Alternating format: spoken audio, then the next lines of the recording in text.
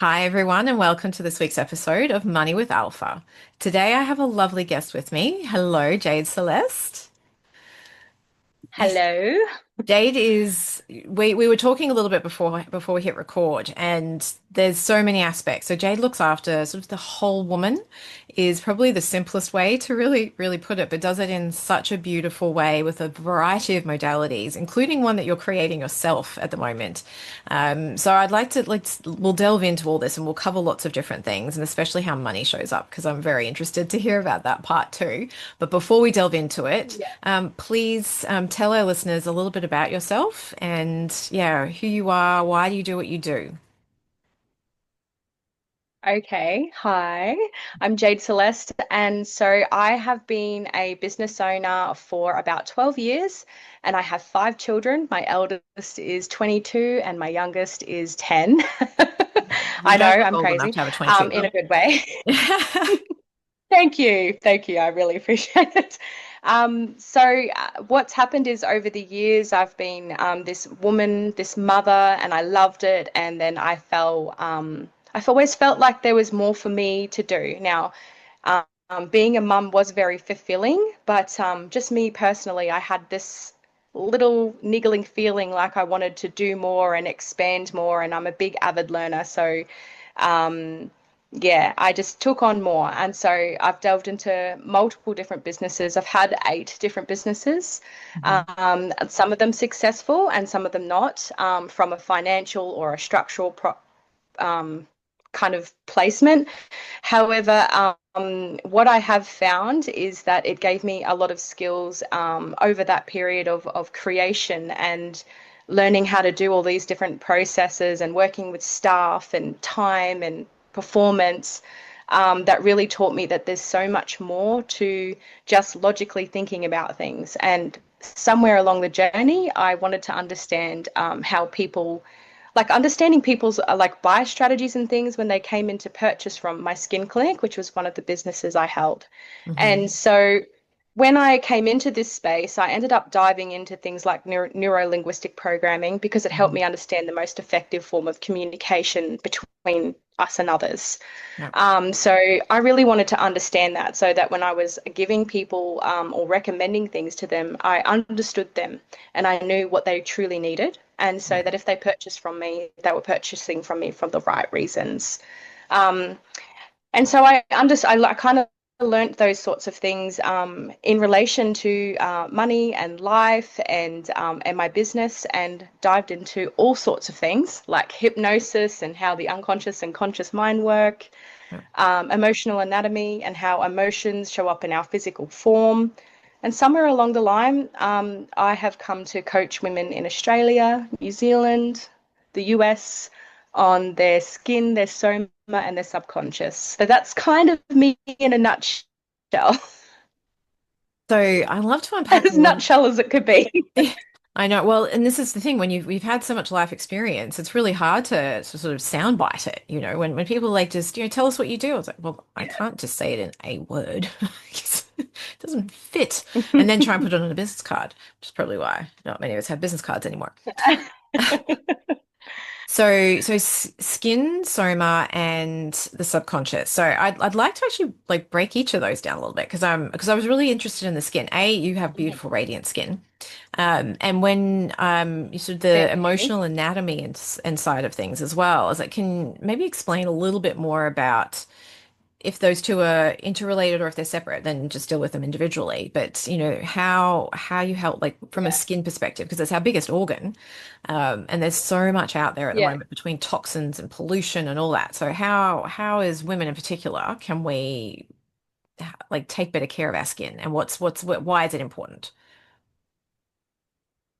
Okay, so when we talk about things from a skin perspective, we have a topical root cause, and then we have sometimes emotional root causes, and then Mhm. also filters that we can create based off, what it's like to live with, some really serious skin conditions. For Yeah. example, if you were covered in eczema and what that would be like for someone. Mm. So when I look at the whole woman, when we talk about holistic treatments for a skin perspective, I'm looking at multiple things. I'm looking at the things in their environment. I'm looking about what are they taking in um, digesting, what sort of chemicals are they using, what's in their environment, as in people, energy, is their cortisol high? Are they stressed? What kind of pressure are they under? And Mm. so even if they're a teenager in school, I often bring up this analogy because it's so obvious. When you've got a teenager and they've started grade 12, for example, they're going through such a huge weight of stress trying to get through their studies, trying to study for um, whatever their grading is at the end. I've completely lost words. Please help me. Chime in if you need Yeah, to. well, I think it's You is know, it they're HSC, trying the to, high school certificate. I don't know. They've changed the name since I was at school. yeah, So there's the diploma of school, and they're trying to get their it's not, oh God, sorry, we're yeah. going to get lost off some here somewhere, but they're grading because they want to get into uni. Mm, Or they want to do a specific trade and they need to get a specific result to get that, and that yeah, puts an enormous amount of pressure on themselves. Whether yeah. that's just the pressure they're putting on themselves or from their family members or from school, they feel a lot. And so what happens is they're incredibly stressed. They've already got a really high production of sebum in their skin because they've got hormones and crazy Mm, things going on with them, and their skin can break out. Like, we mhm, see teenagers go through the worst breakout, but it never just stops in teen years. It can carry on through life. But the yeah, example I'm trying to make here is that stress, for example, has a significant impact on people, and it has a significant impact on teenagers. And so when I treat skin, I'm making sure they're using the right products and they're educated to do so. I'm making sure they feel good on a somatic level. So taking care of their nervous system, their vagus nerve, their central nervous system, so their mm, full nervous system. yeah, And I'm making sure that they're taking care of their digestion mhm, and everything. So the whole big picture, because that in itself is going to get them far better results. yeah. And for women, as we age, so obviously we've got like three different hormones. Men get it. They're a bit simpler. They've got like their main one. But so how like we go through our teen years and then in our 20s, and then most of us will be having children in our 20s and 30s, some now in their early 40s as well. But then also starts perimenopause, which seems to come up a lot on my social feeds these days.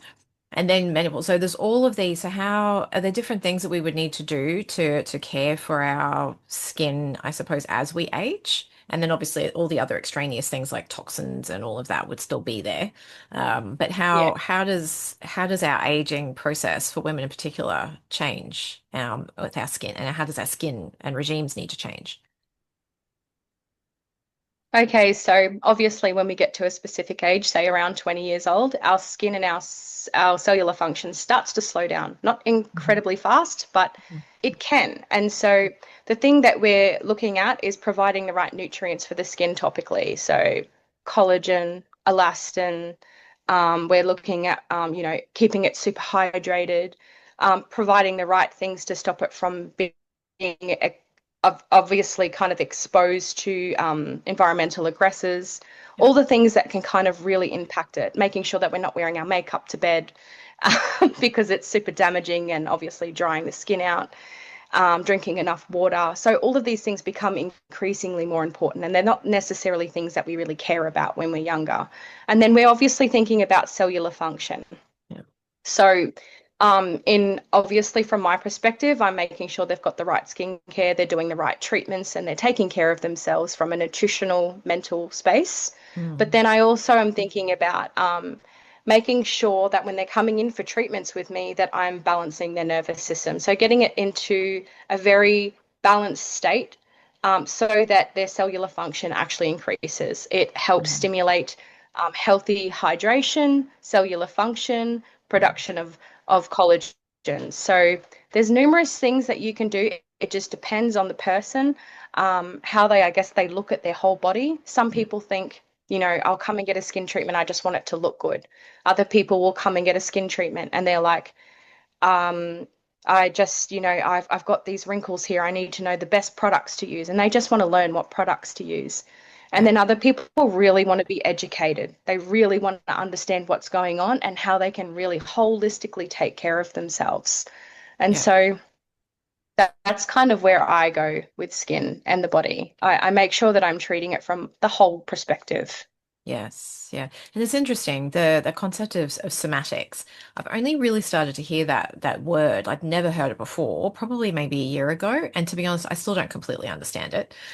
So what's when you say balancing nervous system, again, are there different ways to do it? Is it a, and I know this might be an oversimplification, but is it, eat well, sleep well, don't drink too much, all of that? Like is it like that, or are there other things as well?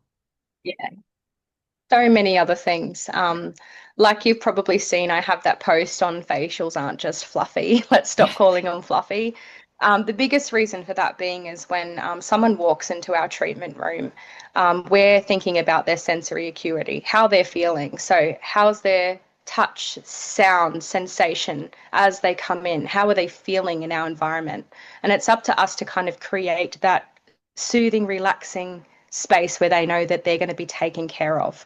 And Mm, so that comes from the moment they walk into the treatment room, how they're spoken to, how they're treated, what they're treated to, whether it's a nice chamomile tea to help calm the nervous system, whether it's how they decide to prep for the facial, for example, if they're lie down, if they've done a special process to relax the shoulders, the neck, and obviously accessing oxygen through the back of the neck through the occipital bone.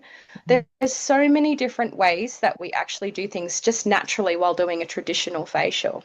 And mhm, then obviously there's breathing techniques. So breathing techniques bring you to a very grounded state.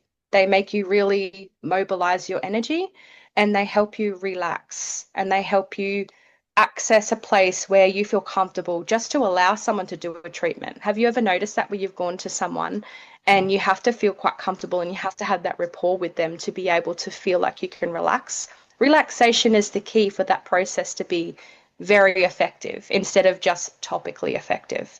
So that's kind of our job as an esthetician, because I'm an esthetician, obviously. But then from my perspective, I'm thinking about the whole process. I come into my treatment room, sometimes they are angry.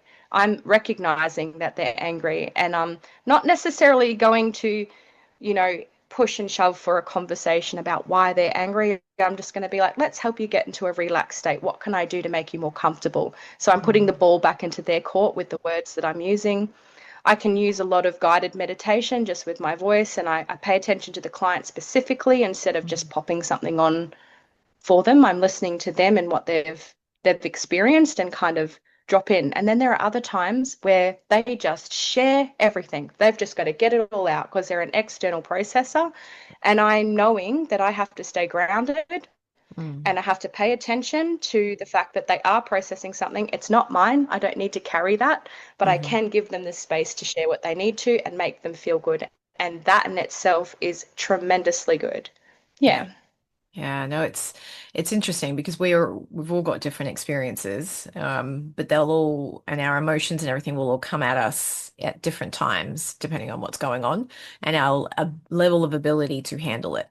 So, Mm. sometimes, something might happen and I've seen this like reaction of my daughter and she'll do something and then she'll be looking at me like, "Are you angry, Mama?" I was like, "No, no, no, no." Whereas she might do the same thing in another situation, another time, and I might just you know, overreact.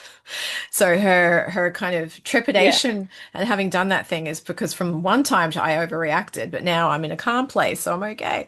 So it's understanding when we need to get that extra help from someone like yourself. And nervous system regulation Yeah.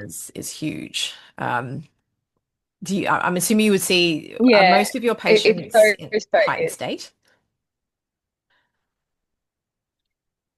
Well, yeah, a lot of my clients that come in, they're busy business people. Majority of them are women. Occasionally I get men, but they're on a very Mm, high busy schedule. And so they yeah, come in and they're kind of like up here, and it's my job to kind of get them here.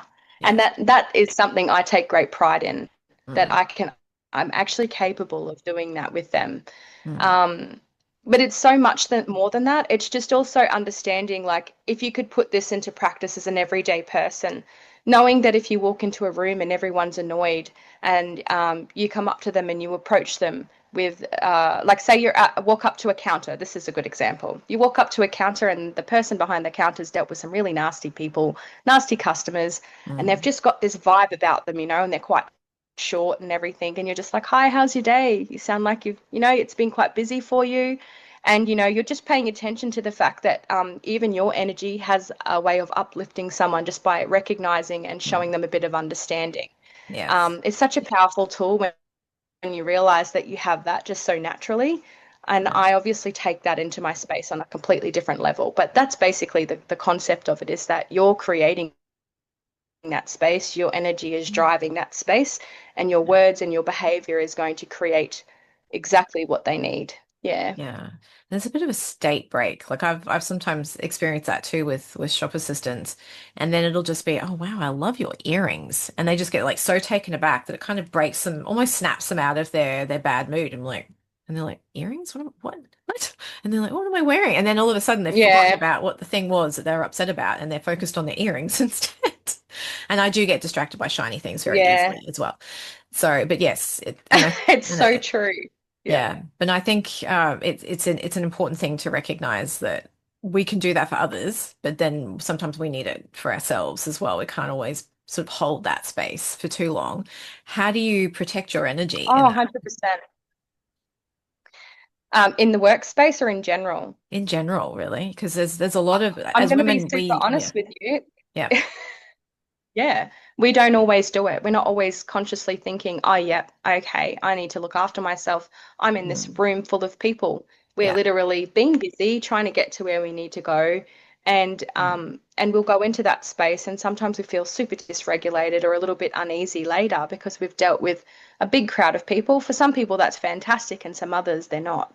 yeah And so you can't always be on, but it is a very conscious practice for you to think that, okay, when I'm going to go out for the day or when I go into work, I'm going mm, to sit here and give make sure I'm really grounded in who I am and what I'm doing. My energy's mine, theirs is theirs.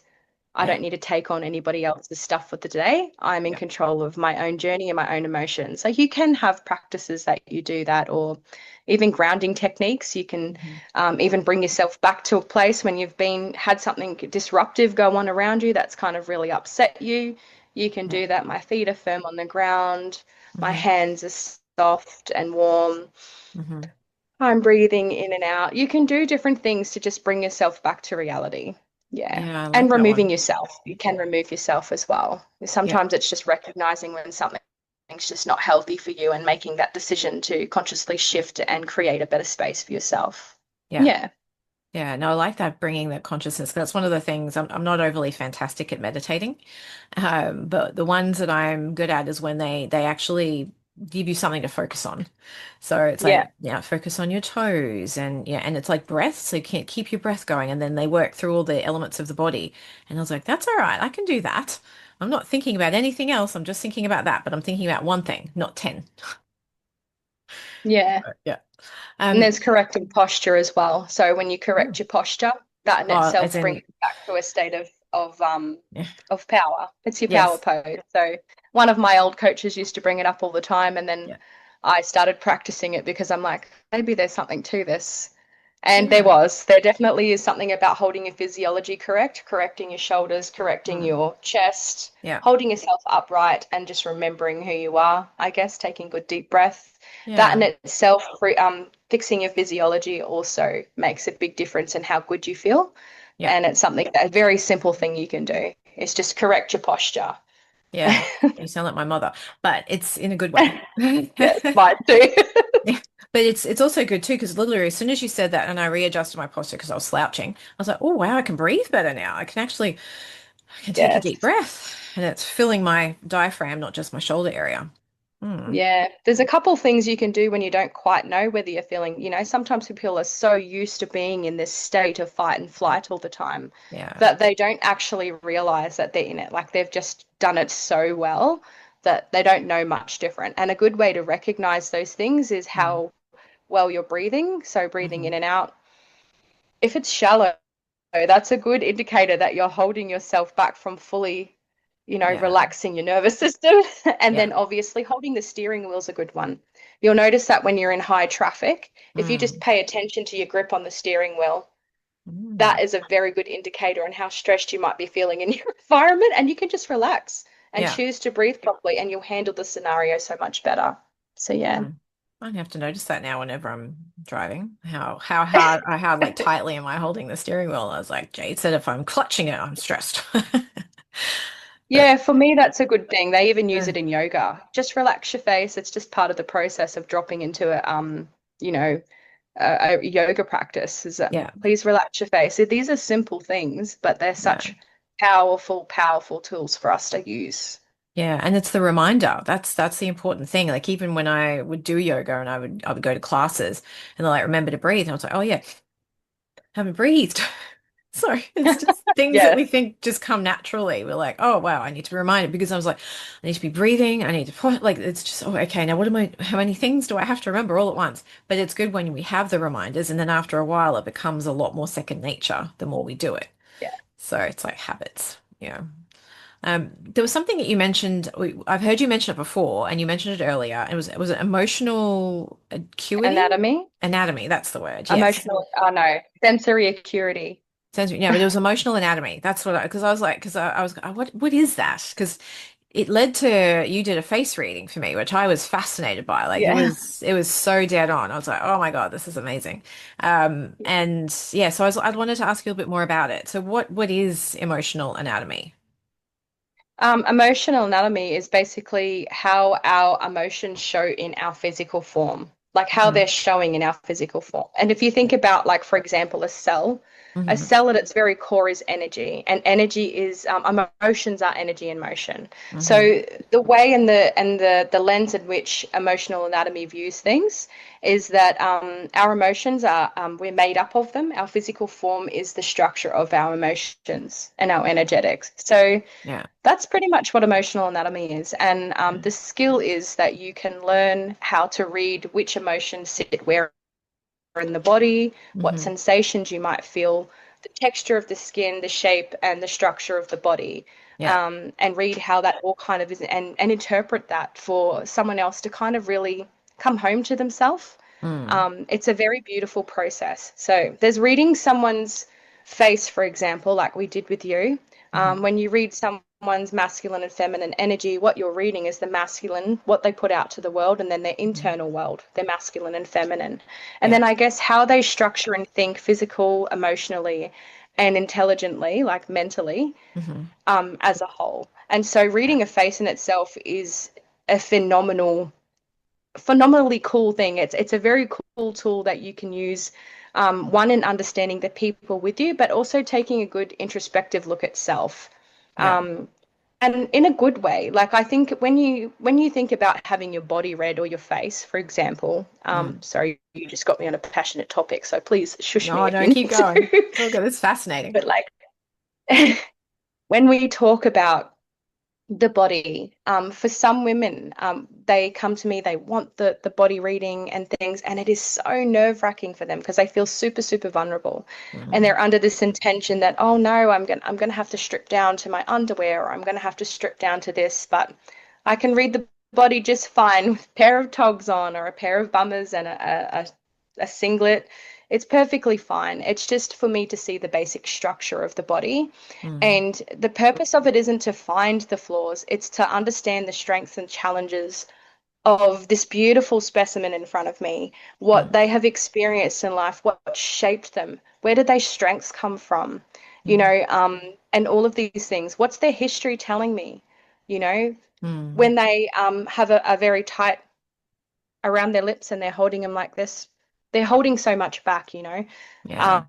But when their mouth is nice and soft and open, they're very comfortable expressing themselves and things like Yeah. that. And you start to recognize these things within yourself when you've done this body work.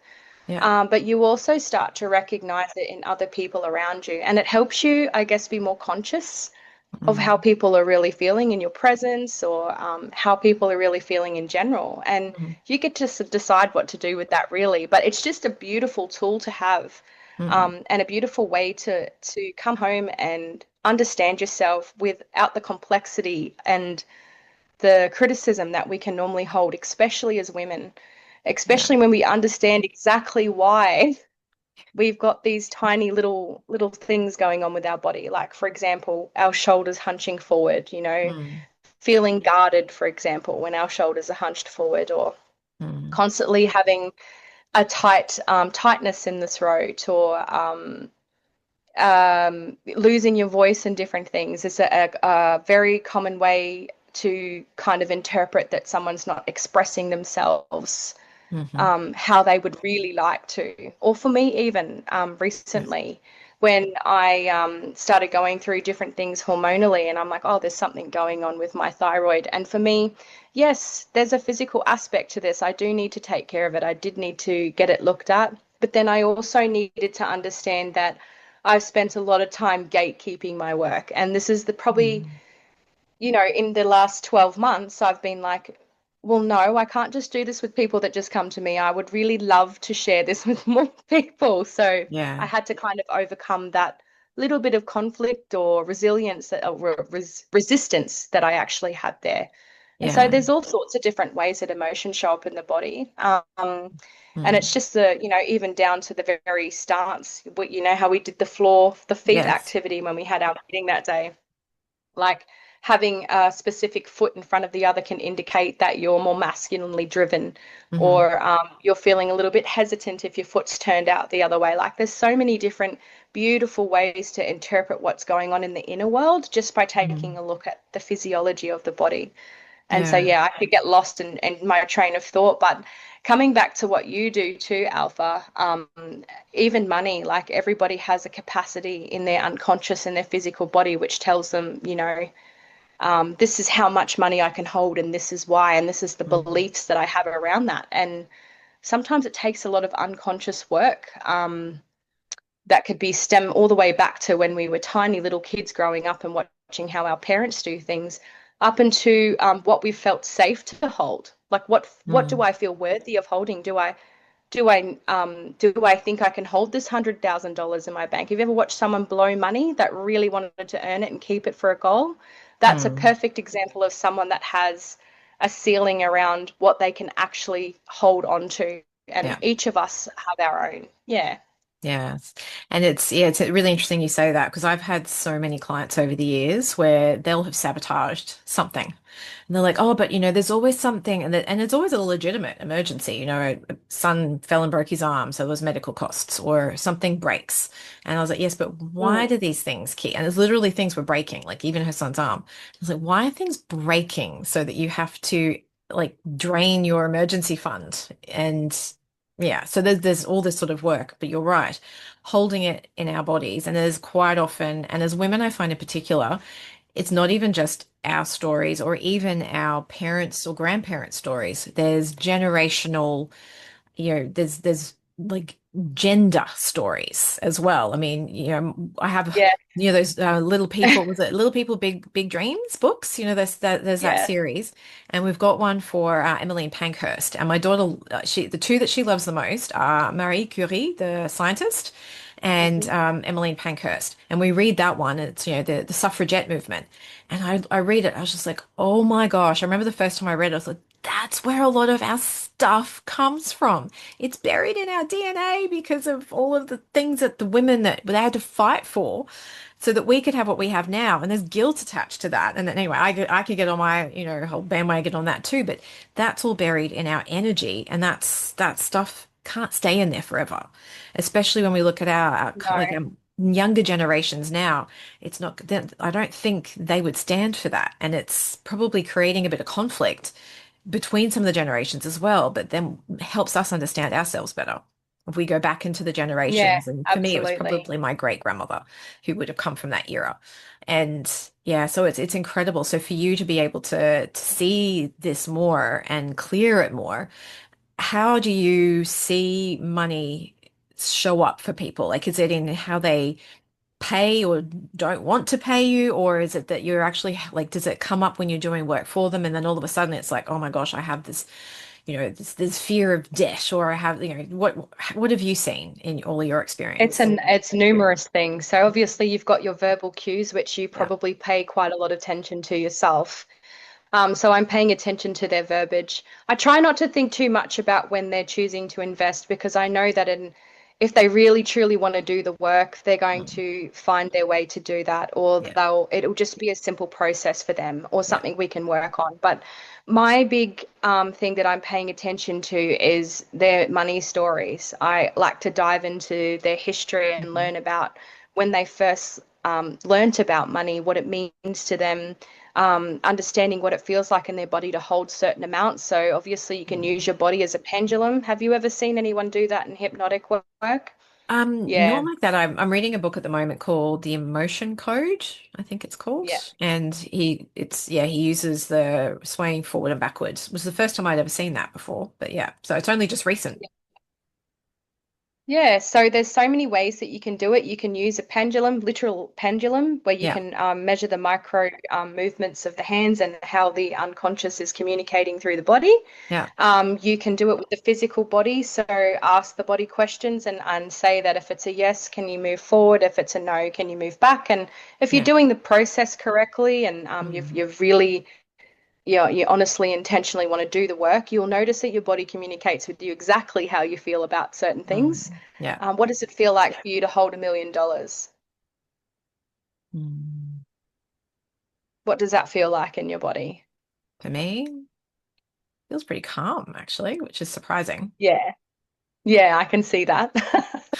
I hadn't really thought about it. But That's a good for some question. people, like they really pay attention, and it's recognizing where that sensation started first for me, and then I work from there because I can Mm. understand, obviously, looking at the structure of the body from the head to the feet, Yeah. what emotions and conflicts and beautiful things come up in each area of the body.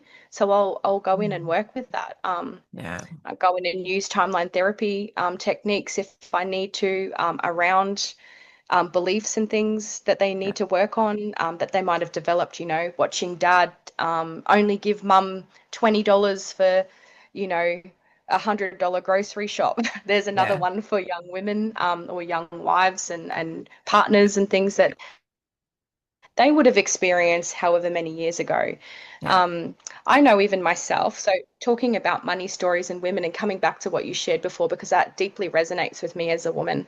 When I had to do money work, Mm. I remember having to go back into my timeline. And sometimes when you go into your timeline, your unconscious mind will take you to places that you could not even imagine. Yeah. And I went back into many lifetimes before from memory. I can't remember exactly when, but I think I was like my grandmother's grandmother. I can't remember. Mhm. And Yeah.